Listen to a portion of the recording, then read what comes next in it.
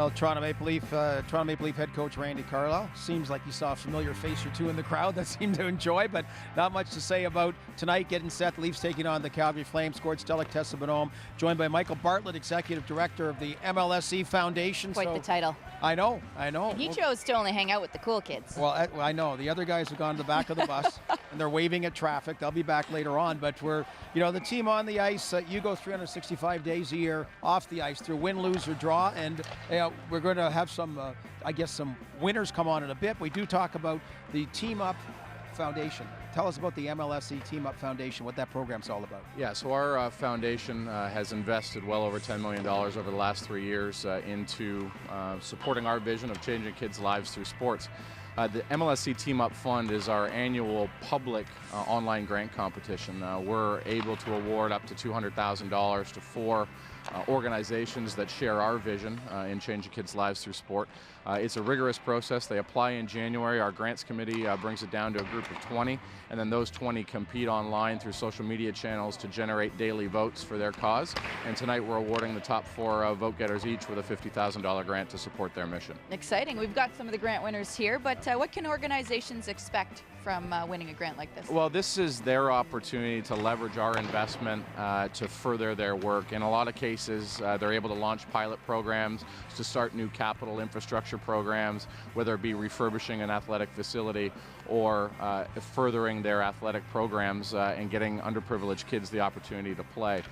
From our perspective, this is the most public way that we can reach out to the community. We do a lot of stuff behind the scenes and working with the City of Toronto and Toronto Community Housing, but this is really up to the masses and up to our fans to decide who gets funding. So you don't have checks for Tessa and I of the amount of $50,000 right now. So this is so we'll apply next year. We'll bring in the winners as they come down. A little crowded there on the aisleway, so we'll bring them in. Just if you maybe move one more down, and you got how many? We got 3 or 4 here. And if you wouldn't mind, could you introduce who these winners are? Yeah, we've got. Let me make sure I get the intros right. Oops. Sorry, guys. Congratulations, first of all. Okay, we'll move down one more. One more? Yeah, all so right. you're out of camera range. It's okay. I'll pass it on. Nobody needs to see me. Today's top story.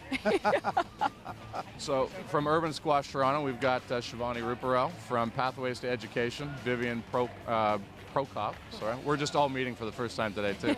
Jeremy Cross and I know each other. Jeremy and the Toronto Lords they're a second-time recipient of the fund. And Sarah DeGauld, I guess, from Autism Ontario York Region Chapter, all in our top 4 and receiving $50,000 grants today.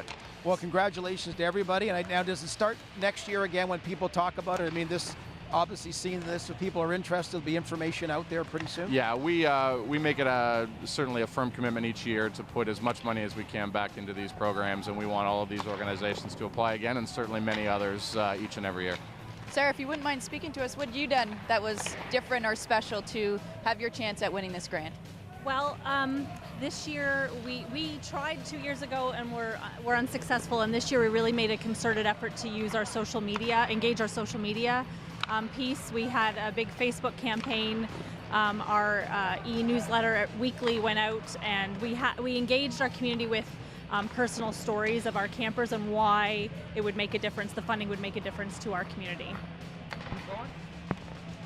Well, this year we were very successful in our campaign last year, so we did kind of go through the same process that we did this year, and engaging all of our supporters, our sponsors, parents, athletes, coaches, volunteers, and encouraging them to get their families involved as well. So it's a great program, and everyone just got on board and did their best.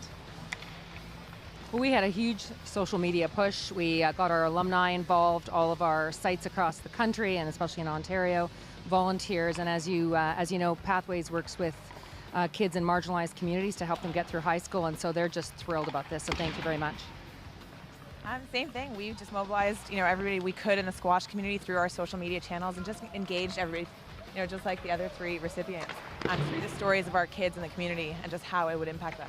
Well, congratulations. Hey, Michael, thanks very much. Great thing. And hopefully good news on the ice tonight. Good news off the ice for these 4 people and their programs. Absolutely. Well, Mike Bartlett and MLSE Foundation doing great things. Follow them on Facebook, Twitter, and check them out online because good things happen. Obviously, we've got these ladies right here.